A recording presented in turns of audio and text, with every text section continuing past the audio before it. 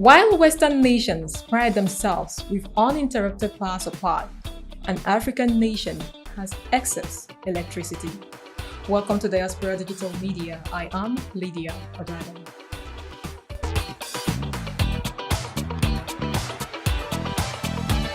A heavy downpour has destroyed the correctional facility in Niger, aiding the escape of 119 inmates. The Suleja Correctional Facility in Niger State was severely damaged due to a heavy downpour, resulting in the escape of the inmates. The intense rainfall, which occurred late Wednesday night, caused substantial destruction to parts of the facility, including the perimeter fence. This breach in security allowed an estimated 119 inmates to flee from the compromised structure. Authorities have since launched a comprehensive manhunt, deploying a combined team of security forces to recapture the escaped prisoners. The efforts are concentrated on strategic locations and known hideouts within the Suleja area.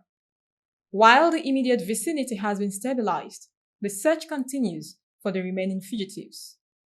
This event has highlighted the challenges faced by correctional facilities in dealing with natural disasters and raises concerns about infrastructural resilience and emergency response preparedness.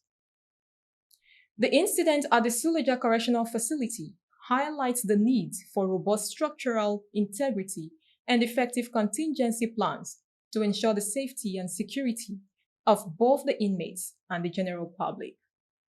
The authorities are working diligently to address the situation and prevent future occurrences of such breaches. The community has been assured that all necessary measures are being taken to apprehend the escaped inmates and reinforce the facility's defenses against further environmental threats. In a swift response to an emergency situation, the Federal Airports Authority of Nigeria, FAAN, has redirected flights operation at the Murtala Muhammed International Airport in Lagos.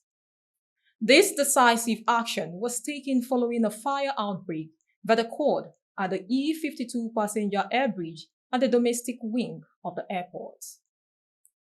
The incident, which began with smoke detection, quickly escalated, prompting immediate intervention by the airport's electrical engineers and the airport's rescue and firefighting service team. Power was cut off to the entire E-wing to prevent further spread of the fire, which was reported to have started around 5:29 a.m. on the 25th of April. By 6:41 a.m., the fire was under control and efforts were underway to clear the smoke from the building. During this period, all flight operations typically conducted in Terminal 1 were diverted to the D-Wing to ensure the safety of passengers and continuity of airport operations. A thorough investigation is ongoing to ascertain the exact cause of the fire, with initial suspicions pointing to an electrical fault. The incident underscores the importance of stringent safety protocols and the readiness of emergency services to act promptly in such situations. This fire incident is coming barely 48 hours after a Dana aircraft crash-landed in Lagos, although no passengers were hurt. The wake of these reoccurring incidents in the aviation sector should be considered for sensitization and possible overhauling for the safety of flyers, both Nigerians and non-Nigerians. The shutdown of the lead British international school in Abuja has brought to light the serious issue of bullying within educational institutions. Following a viral video that captured the distressing show of a student being bullied, the school faced a 3-day closure as a measure to address the situation. This event has sparked widespread condemnation and a call for action from the public, highlighting the need for schools to have robust anti-bullying policies and support systems in place.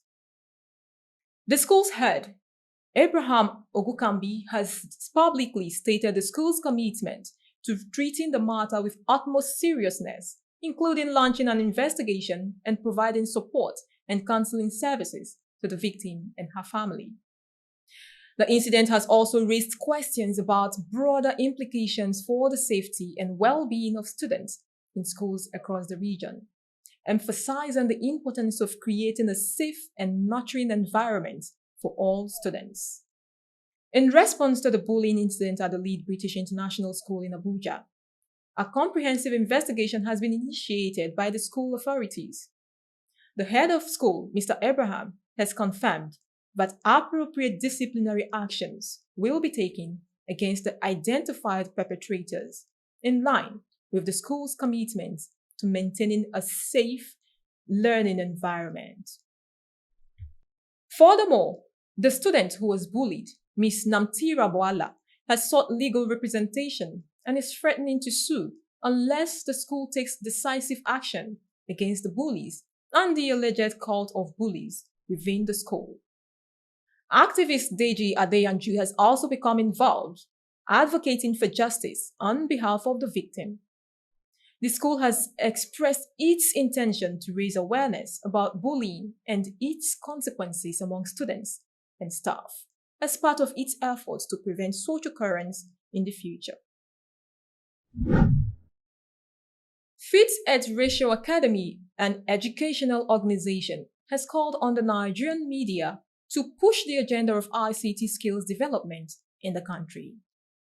The organization has said it will soon embark on a massive training program that will bridge the ICT skill gaps in Nigeria.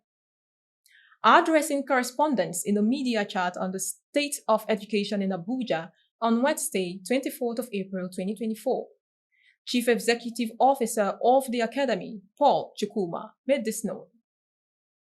It's important to begin in my own little way to bridge this gap that I've noticed, and what, like I said, the gap between skill and theory, between practice and theory. And then you cannot do anything meaningful without practice, because no matter how theoretical you get, it amounts to nothing. He explained that a situation where graduates have certificates but lack the required skills for employability was unacceptable. While saying that some education institutions in Europe have some of their technical departments headed by individuals without degrees but with skills, Chukwuma said Fides Et Ratio Academy was established to change this narrative in Nigeria by focusing on skills development.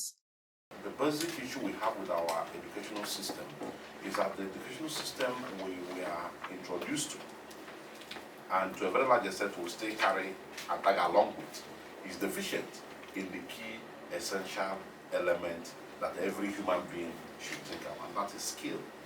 Chukwuma emphasized on the need for stakeholders in education to lay more emphasis on skills rather than paper qualification for economic growth.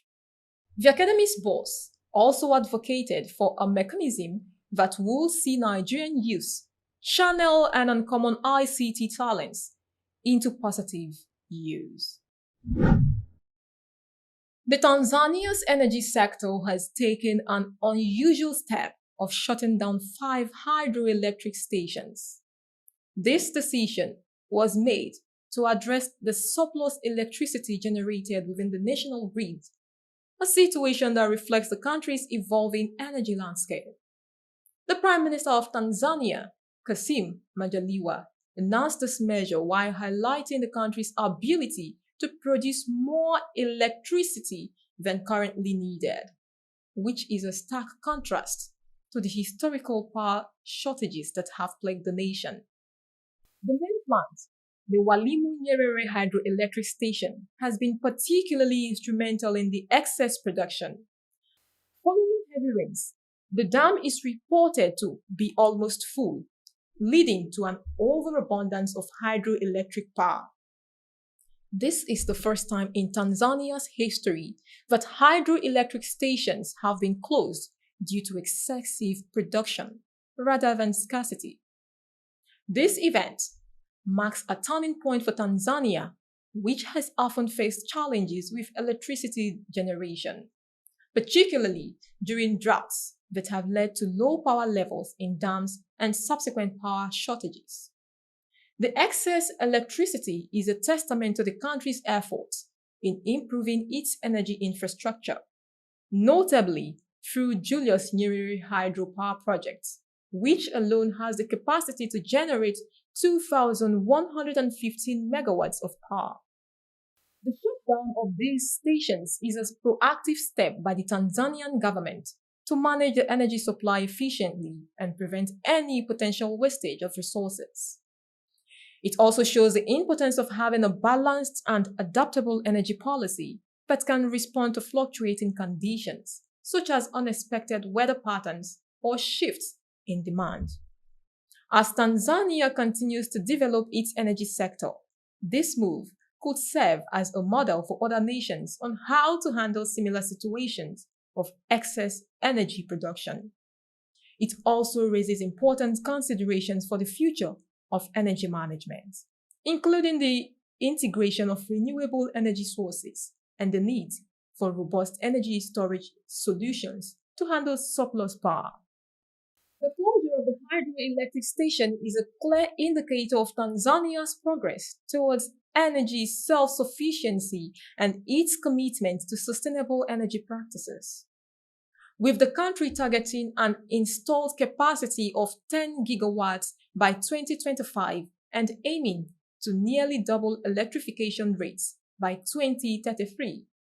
Such strategic decisions are crucial for ensuring a stable and reliable energy supply for the nation's future.